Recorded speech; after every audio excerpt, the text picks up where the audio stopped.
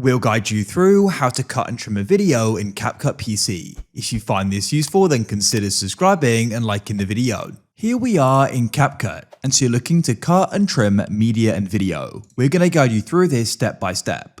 This is really convenient to do, as perhaps you just want to go and trim the start and end points, or there's a part in the middle you want to go and remove. It doesn't matter, we're going to guide you through this step by step. So what you want to do is you want to go and open up CapCut, as I already have. Then what you can do is you can come to the top left and press media, press import. Your file explorer will open and you can select the media you want to go and use and then press open and it'll go and be added in.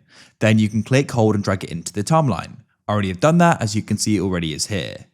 So then what you want to do is you want to go and click on it in the timeline, and we can start by trimming the start and end points.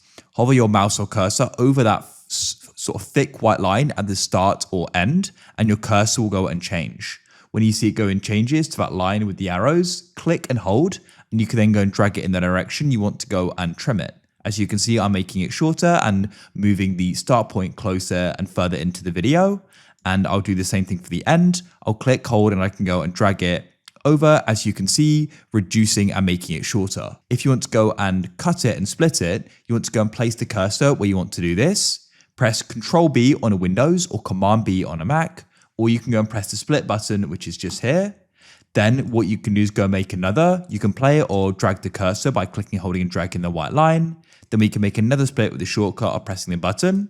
Then you just got this part in the middle and you can go and select it and then press backspace or the delete key on your keyboard.